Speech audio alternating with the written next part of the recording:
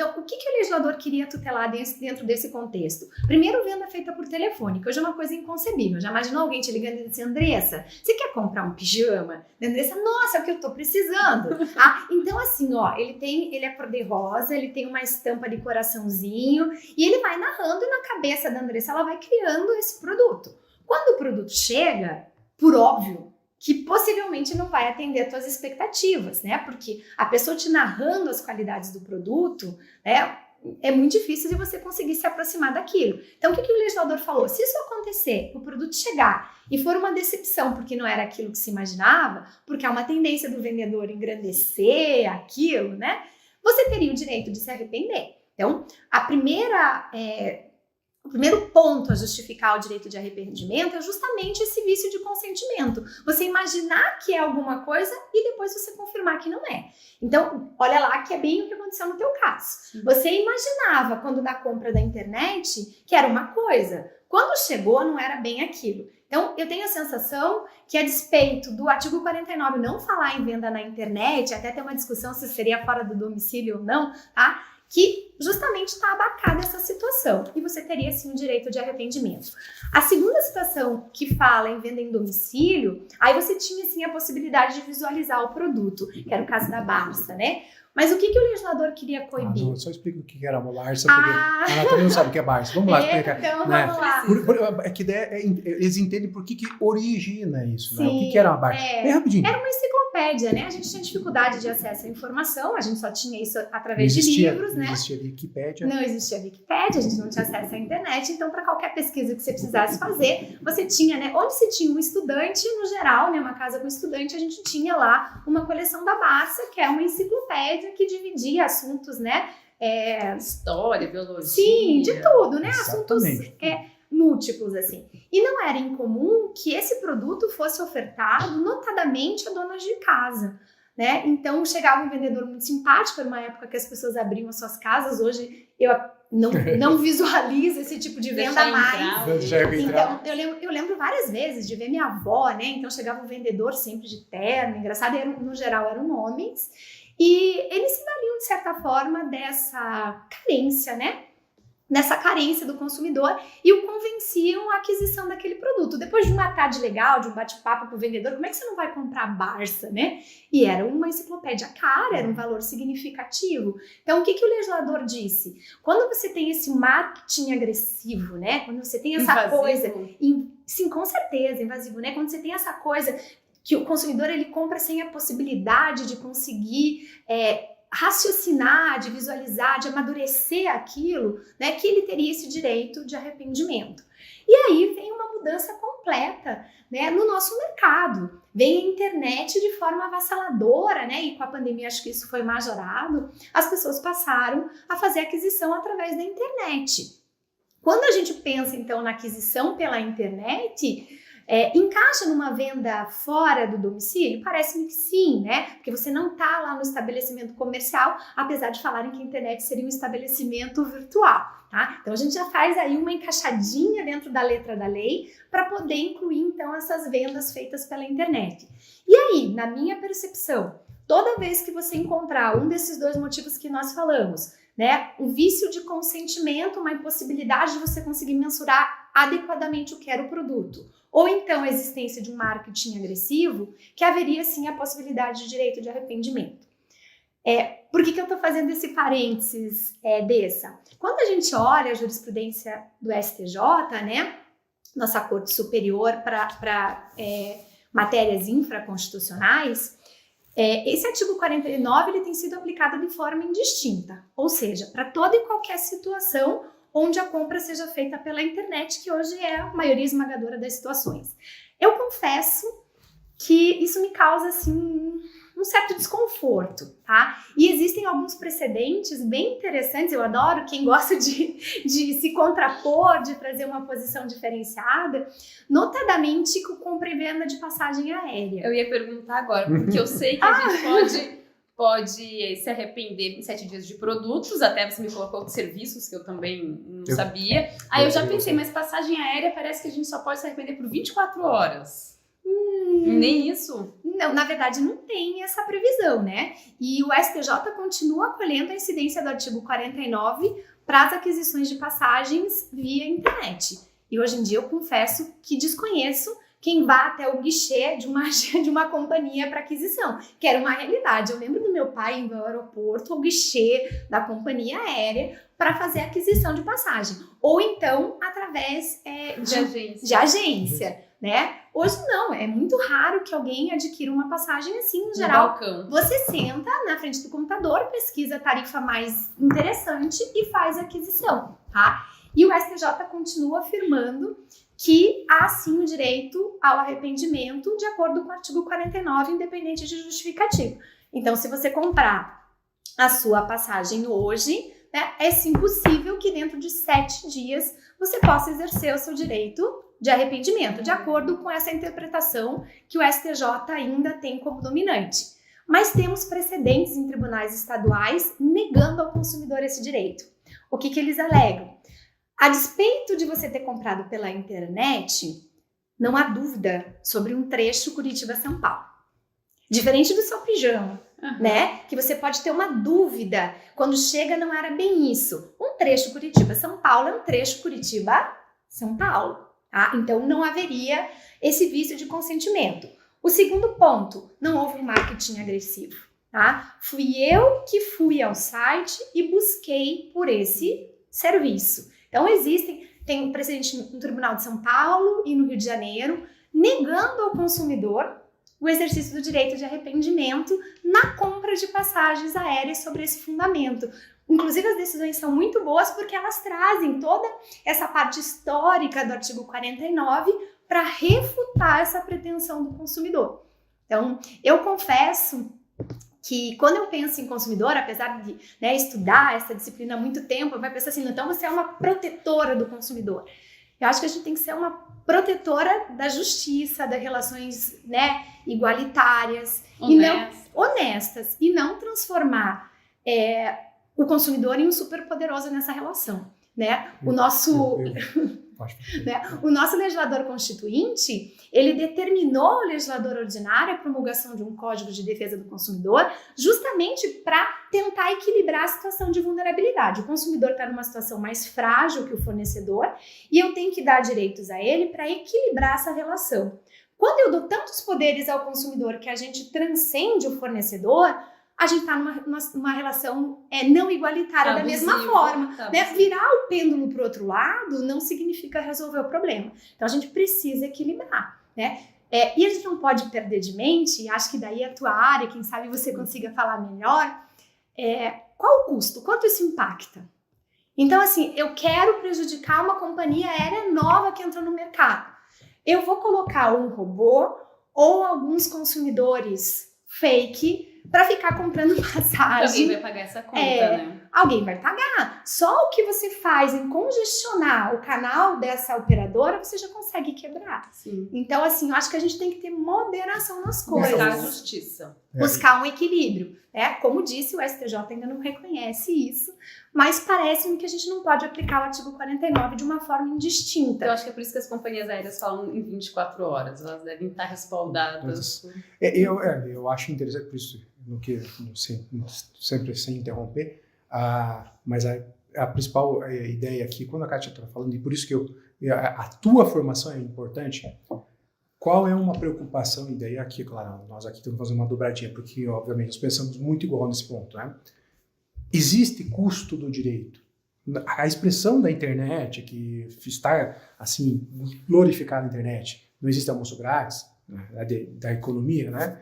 É que não existe mesmo almoço grátis. Então, a partir do momento em que eu autorizo que consumidores exerçam de forma arbitrária, que ela estava falando, o exemplo é perfeito. Eu sei o que é ir de São Paulo ao Rio de Janeiro, e eu sei se esse preço está bom ou ruim, mas naquele momento que eu fiz a compra, existia uma quantidade disponível de assentos, por isso eu comprei daquele jeito, de repente a outra companhia aérea fez uma promoção melhor, veja, aí eu uso uma prerrogativa que eu não deveria usar, porque se eu fosse comprar um carro e depois eu vi que o outro carro é mais barato, eu não posso me arrepender. Devolvo esse carro porque o outro é mais barato, correto? Só que aqui eu quero. E eu faço isso por quê? Porque eu vou interpretar pelo artigo 49, porque eu sou um super consumidor. Óbvio que, no meu ponto de vista, muito simplista empresário não perde.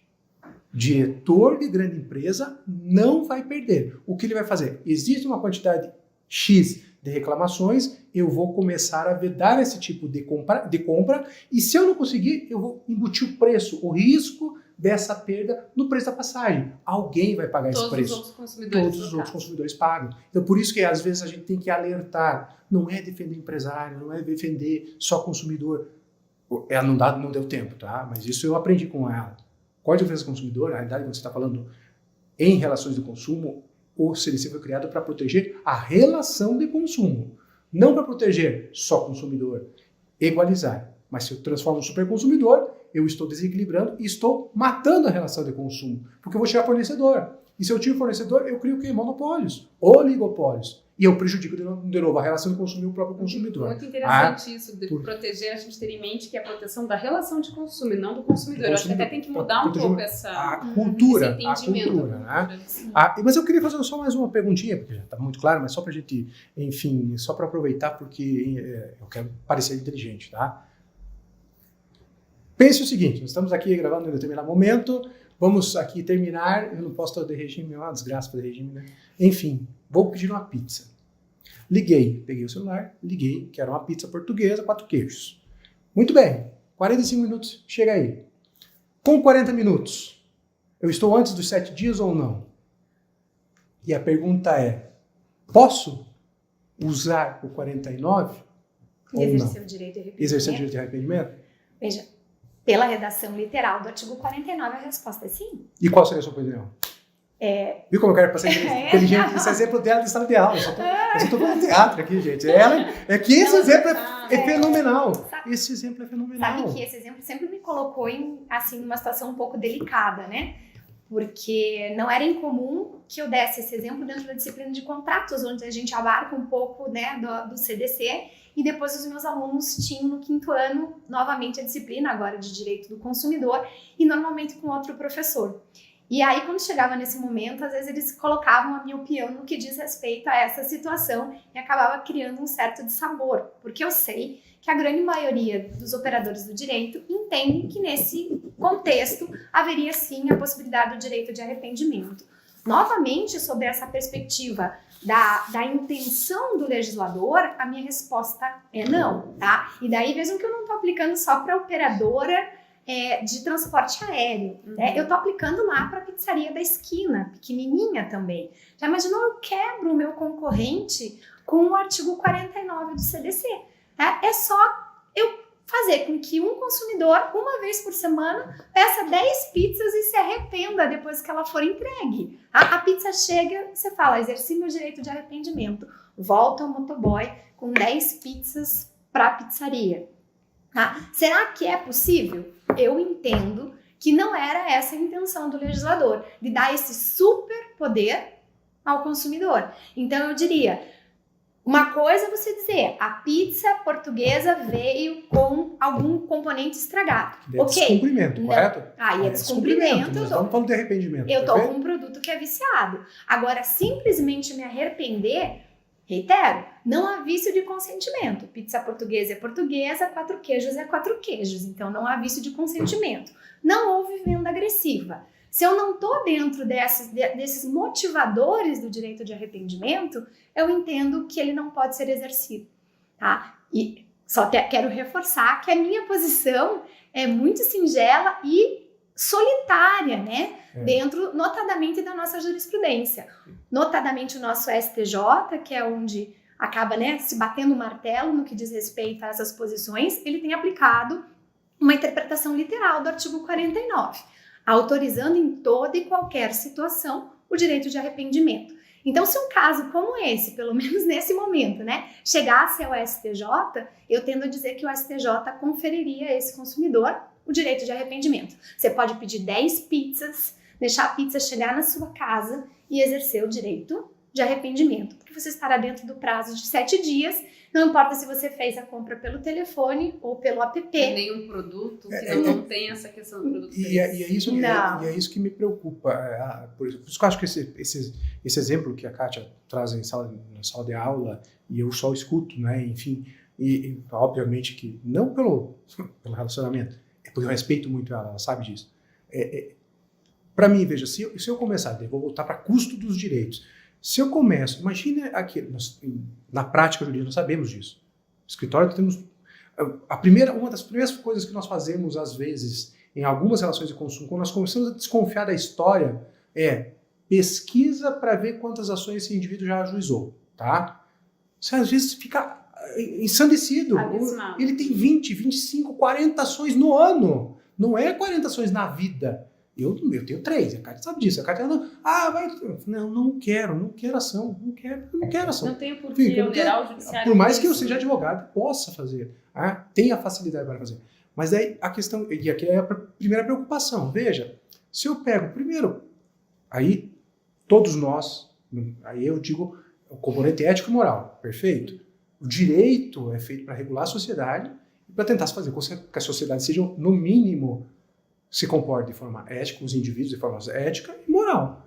Imagine se eu estou, e pergunto para qualquer pessoa, pergunto para você que não é do direito, é justo com um pequeno comerciante?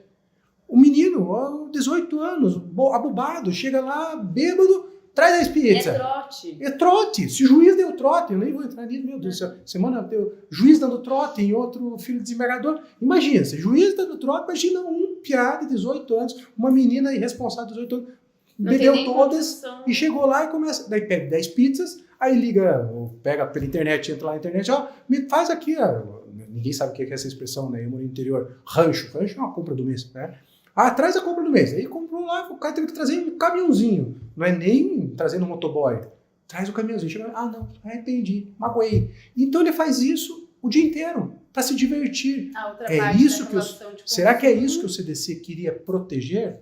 Uma coisa diferente, só para finalizar a questão do arrependimento, para a gente passar para um outro assunto.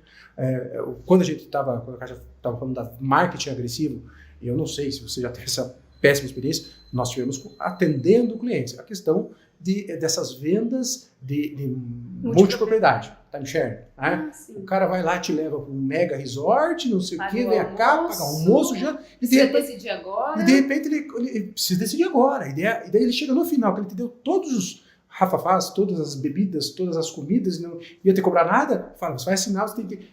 Porque senão eu não te levo de volta. E às vezes ele chega lá numa cidade, no exterior, já aconteceu isso, eu já vi uns casos de exterior, o cara leva para uma ilha. E daí o cara fala, não, mas tá bom, agora você volta como que é? Vou voltar nadando, como é que eu não sei se é que eu tô, gente do céu. A gente só transporta de volta quem assinou o contrato. Então, olha que loucura isso. Então, isso é agressivo. Isso é agressivo. É para isso que você desceu. Em geral é firmado dentro do estabelecimento comercial, né? Porque você está dentro da sede. A exceção. E a aplicação da regra justamente em sentido oposto. Você tem uma comercialização dentro do estabelecimento comercial com um marketing agressivo justificando o direito de arrependimento. Então, veja como a gente consegue ter as duas facetas. E também temos precedentes nesse sentido, permitindo o direito de arrependimento no prazo de 7 dias, mesmo que tenha ocorrido dentro do estabelecimento comercial, porque presente um dos elementos qualificadores aí da... É muito importante analisar o caso concreto. Eu tenho visto essa questão e pensar como vocês falaram, que até, para mim, clareou um pouco. Não é o direito do consumidor, é proteger as relações de consumo. Sim. Se você deixar o consumidor...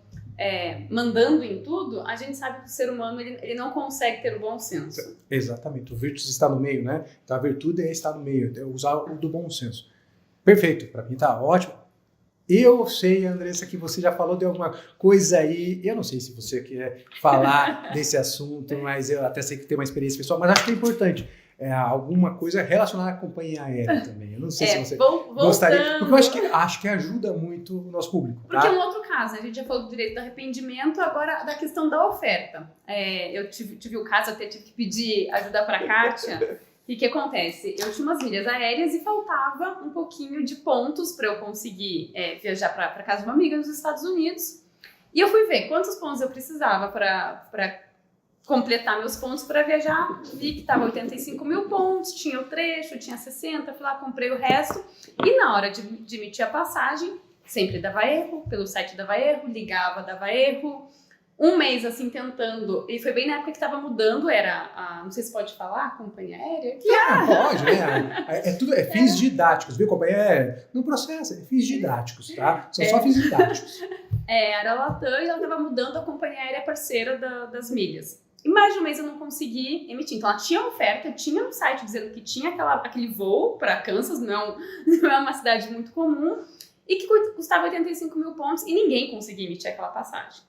Aí o que aconteceu? Eu tive que pedir ajuda da Kátia para entrar com... Sabia que eu era consumidora, tá tendo uma oferta que não está sendo cumprida, como que eu faço para cumprir isso? Então, exemplificar um pouquinho desse caso, como que a gente resolveu essa questão da oferta deles publicarem oferta e eu não consegui emitir nem por telefone, nem por site. Então vamos lá, né? Aí de novo, né? Acho que o CDC é muito efetivo nesse ponto, né?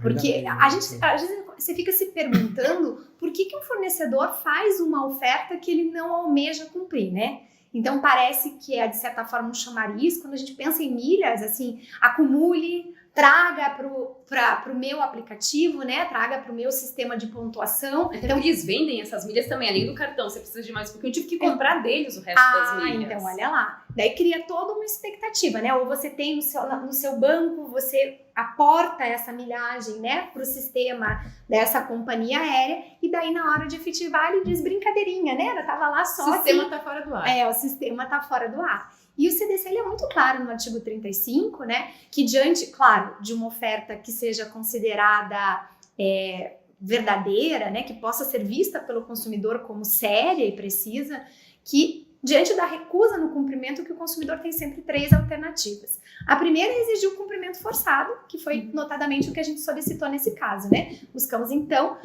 o Poder Judiciário para que ele determinasse a companhia aérea o cumprimento dessa oferta. O que de fato aconteceu, né? Tivemos lá um pouquinho, porque pegamos a época da pandemia ali, mas conseguiu dar tudo certo. Mas ainda existem outras 2 alternativas que a princípio não se enquadrariam aqui perfeitamente no seu caso. A possibilidade de você, em sendo ofertado pelo fornecedor, receber um produto ou um serviço similar pelo mesmo preço. Então imagina aquele encarte de supermercado que diz lá que é uma oferta válida no dia tal ao dia tal de um determinado produto, você vai até o supermercado e aquele produto não tá mais lá. Calma aí, se você disse que a oferta é válida do dia tal ao dia tal, quando eu chego nesse período, o produto tem que estar à minha disposição. Então veja que no seu caso, né, nesse caso com a companhia aérea, a gente buscou a primeira alternativa lá do artigo 35 do CDC, que é exigir o cumprimento forçado. Existem outras 2 alternativas no artigo 35. Aceitar um produto ou serviço similar pelo mesmo preço, e veja que aí há a necessidade do fornecedor ofertar esse produto ou serviço pelo mesmo preço. E vamos tentar colocar isso num exemplo que às vezes fica um pouco mais fácil de visualizar. Você recebe aquele encarte do supermercado dizendo que tem lá um chocolate que você gosta, que está em oferta do dia tal ao dia tal. Dentro desse período você se dirige ao supermercado e lá o produto não está disponível. Essa é uma oferta que não está sendo cumprida? Inegavelmente sim. Se eu ofertei do dia tal ao dia tal, dentro desse período o produto tem que estar disponível. Então, se você chega lá, você pode exigir, como a gente exigiu com a companhia aérea, o cumprimento forçado, me entregue esse produto por esse preço. Ah, mas eu não tenho. Veja, o produto ainda existe, né? Tá no mercado, corre atrás. Ninguém é obrigado a ofertar. Se você ofertou e colocou um determinado período, cumpra com a sua oferta. É por isso que cada vez mais esses estabelecimentos não colocam um prazo certo, eles colocam uma quantidade de produtos, né? Então, quando terminou aquela quantidade, então 3.000 unidades disponíveis. A hora que acabou, daí ele não tem mais essa obrigação. Mas quando eu tenho um prazo durante todo aquele período, o fornecedor está distrito a cumprir com esta oferta. Então, ou você exige o cumprimento forçado, me entregue tal produto, né, o chocolate X por esse preço, ou então o que acontece às vezes, quando você reclama, eles te oferecem um produto ligeiramente superior pelo mesmo preço, e aí você tem a prerrogativa de aceitar. Então tá bom, não tenho bombom X, mas tenho bombom Y e eu vou levar pelo mesmo preço. Ok. E veja que a terceira possibilidade rolada no artigo 35 é inclusive o desfazimento do negócio, imputando responsabilidade ao fornecedor. Então, se eventualmente você firmar o contrato com condições diversas da proposta, você pode buscar o desfazimento desse contrato por culpa do fornecedor. E não é incomum que isso aconteça, né? Principalmente com serviço. Existe uma proposta, você vai para finalizar nesses termos e te empurram condições outras que não aquela, né, da proposta. Então, diante desse cenário, assim a possibilidade de você desfazer esse contrato, imputando a responsabilidade pelo desfazimento do contrato ao fornecedor. Então, o CDC traz aí 3 alternativas. É claro que algumas, dependendo da situação, né, não se mostra, se você não firmar o contrato, não tem como buscar o seu desfazimento, né? Mas existem 3 alternativas que estão aí conferidas ao consumidor pelo artigo 35 do CDC diante dessa recusa injustificada do fornecedor no cumprimento de uma proposta. Interessante, obrigada, professora Agora, Kátia. agora eu quero a Kátia estava falando de oferta, perfeito? Então tá lá, oferta e está lá, tem que ser cumprida. Perfeito, ótimo, e tem realmente, porque existe a malandragem. É espaço para um outro podcast, outro assunto, quero que você até contribua com nomes para mim. Eu realmente tenho uma dúvida sensacional da área de TI. Eu acho assim, quando o cara, essa questão do cookie, né? Tá lá o cookie e tal. Eu fui lá e entrei de forma para página, pesquisei. Volta a segunda vez, o preço já não tá lá, porque ele já viu que eu tinha interesse. Enfim, isso é um espaço para um outro podcast. Se o público achar interessante, a gente insere junto com o direito aqui na prática.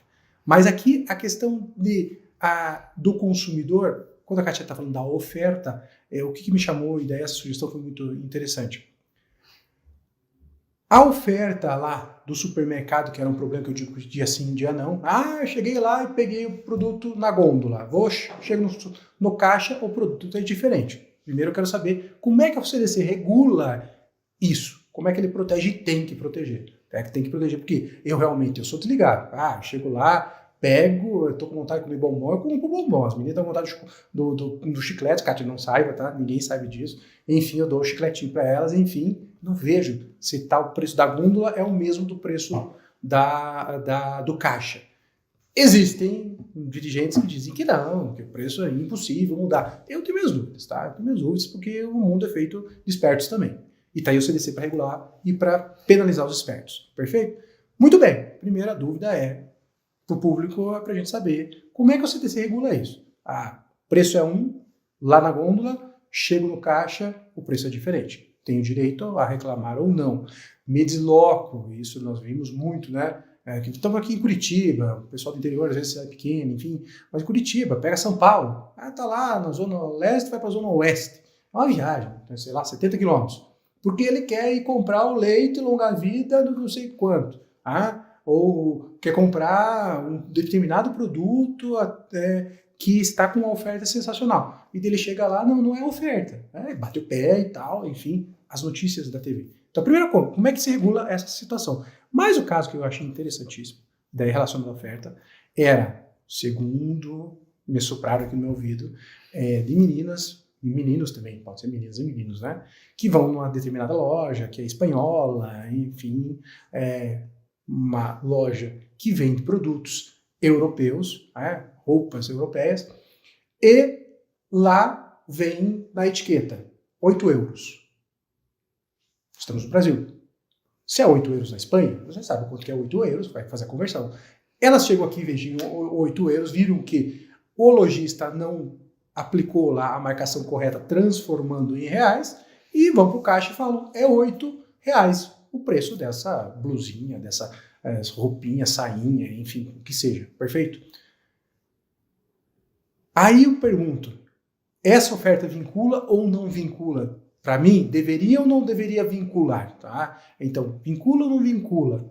Moeda estrangeira e ali a falha operacional, há uma falha operacional, obviamente, a loja já deve ter corrigido, já saiu em rede social, já corrigiu. Mas, enfim, vincula ou não vincula? 2 perguntas, não sei se eu me fiz entender. Enfim, começa do simples e depois vai para o mais complicado, que é o caso dessa loja que vende produtos importados. Então vamos lá, né? O CDC, lá pelo artigo 30 e seguintes, ele vai regulamentar a questão da oferta e da publicidade. E ele qualifica, né, conceitua a oferta como toda a informação ou publicidade suficientemente precisa. Tá? Então, o que é uma informação suficientemente precisa? Parece-me que eu tenho essa precisão quando eu tenho uma informação objetiva. Então, eu não teria oferta quando eu tenho critérios subjetivos, por exemplo. Então, quando eu digo assim, o melhor hambúrguer do mundo, né? Vamos lá, né? Tá tendo uma polêmica aí, é subjeto, tá tendo uma polêmica, vamos tá? lá. Tá na justiça isso aí, tá? Tá, mas depois a gente conversa. Então, vamos lá, né? Como eu tenho um critério subjetivo, o que é o melhor? A princípio, eu não estou diante de uma oferta. Se eu comer esse hambúrguer e não achar o melhor, né, pela letra da lei, eu não teria a possibilidade de exigir o cumprimento, me entregue o melhor, porque eu estou dentro de um critério subjetivo, tá? Parece-me que não há precisão aí. Agora, no tocante ao preço, inegavelmente eu tenho uma informação que é objetiva. Preço é preço. Então, se o produto tem um preço X, eu tenho sim uma oferta. E aí entra exatamente o caso da Andressa, das milhas, né? Surge para o consumidor a possibilidade, né, de 3 alternativas diante da recusa do cumprimento dessa oferta. Exigir cumprimento forçado, aceitar produto similar pelo mesmo preço, ou então desfazer o contrato com culpa imputada ao fornecedor se a vença já tiver sido estabelecida. Alguns anos atrás, houve um problema bem significativo no site de uma grande fornecedora de internet, que deu um bug lá no sistema e todos os produtos dessa loja passaram num determinado dia a custar R$ 9,99. E aí vários consumidores adentraram no site e adquiriram televisão de 60 polegadas, R$ 9,99. Aparelho de som, não sei das quantas, por R$ 9,99. Celular última geração, R$ 9,99. Cartão de presente, R$ 9,99. Tudo era R$ 9,99.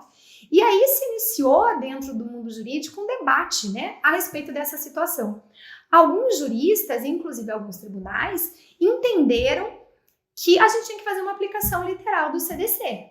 R$ 9,99 é uma informação precisa e o artigo 35 garante ao consumidor o cumprimento dessa oferta, R$ 9,99 por um aparelho de televisão de 65 polegadas última geração. Na outra ponta, alguns juristas, seguidos inclusive por alguns tribunais, refutaram essa postura. Porque não é factível eu acreditar que esse é o preço. Uma coisa é quando é um preço errado, mas que gera legítima confiança. Outra coisa é um preço inegavelmente equivocado. Aí entra uma posição maliciosa do consumidor. Ele sabe que está errado e mesmo assim ele almeja cumprimento na má fé. Se eu exijo boa fé do fornecedor, a boa fé também deve permear a conduta do consumidor. Então, eu almejar comprar uma televisão de última geração, 65 polegadas por R$ 9,99, eu sei que está errado. Todo site é R$ 9,99, você imagina que é algum erro. Mas mesmo que, vamos lá, que fosse aquele produto, é muito incompatível. Diferente se a televisão custasse R$ 9.999 e tivesse 6.666. Tá? Mudou. É 3 mil de diferença. É dinheiro? É um percentual grande? Mas é factível. Eu posso acreditar que aquele é o preço? E a resposta é sim.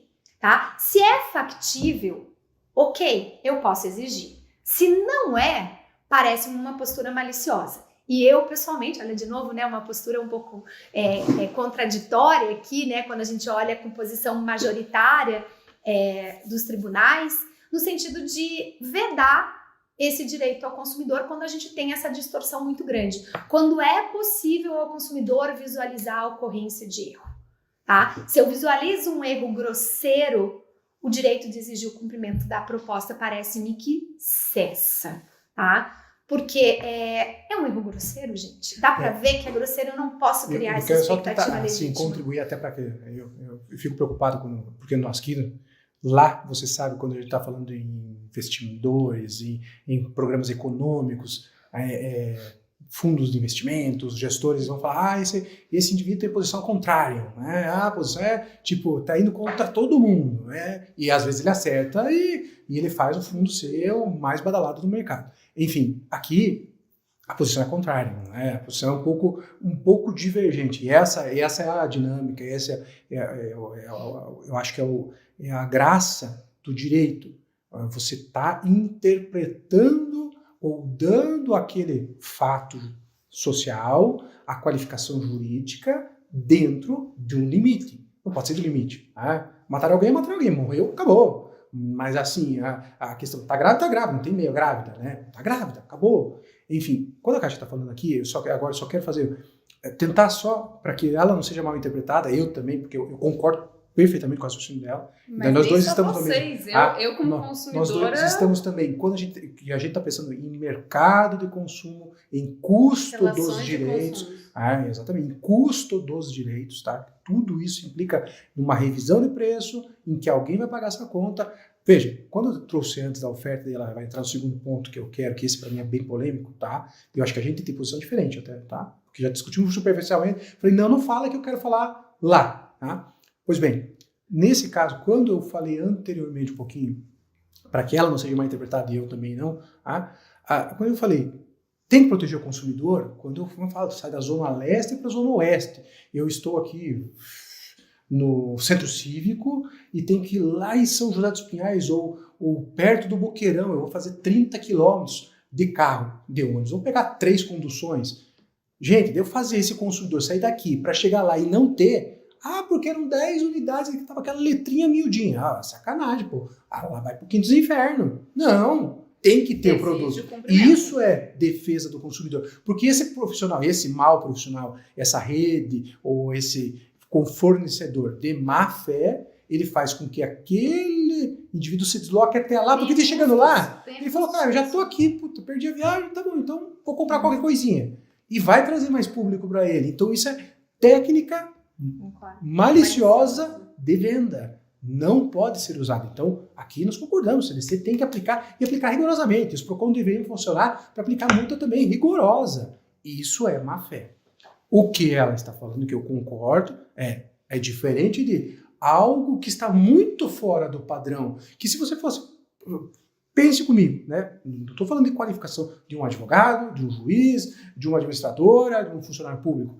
Estou falando do consumidor geral. Se o consumidor geral chega... Eu tava falando da esquina. Hoje eu estava falando no escritório com alguém lá, agora não lembro quem. Enfim, uma das pessoas que trabalham conosco lá, enfim, não interessa quem, porque eu nem me lembro quem era que me falou.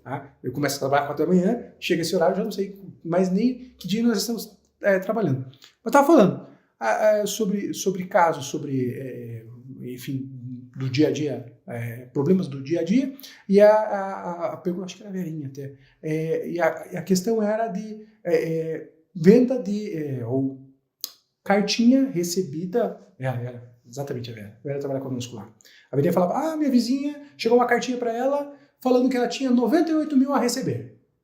A Verinha falou, ela abriu a cartinha, a Verinha abriu a cartinha da vizinha, não cometeu crime, porque a vizinha falou, abra, que eu quero saber se não joga fora. E daí ela passou uma mensagem no WhatsApp e falou, chegou essa carta, tá falando que você tem 98 mil para receber. Eu falei, eu olhei, né, pra ela, Lá vem golpe. Ela doutor. Eu já falei, pera, isso é golpe? Quem que vai ter 98 mil para dar para você? Eu vou esquecer e tal. Quem que manda e tal? Falei, o que tinha lá, Verinha? Não, tinha mais tinha que depositar 1.700 e mais 10% depois de 30 dias. Daí, Verinha, o que você falou para ela? Não, era golpe. Pois bem, é o mesmo princípio aqui. Gente, se um carro vale 100 mil e tá lá o preço de 10 mil, ou ele é sinistro, fruto sinistro, né? Matar alguém, sei lá, e daí vai estar, geralmente, a informação tem que estar ali na oferta, ou é erro crasso, porque ninguém vai vender um carro de 100 mil por 10 mil. Aí vem, eu só vou fazer mais um parênteses, Black Friday, tá bom, Black Friday, aí é um dia específico que o cara tá queimando tudo para trazer todo mundo para aquele estabelecimento. Aí eu posso até ter um 9,99 de um produto de R$100. Black Friday. Mas no dia a dia, não. Então, assim, se o consumidor...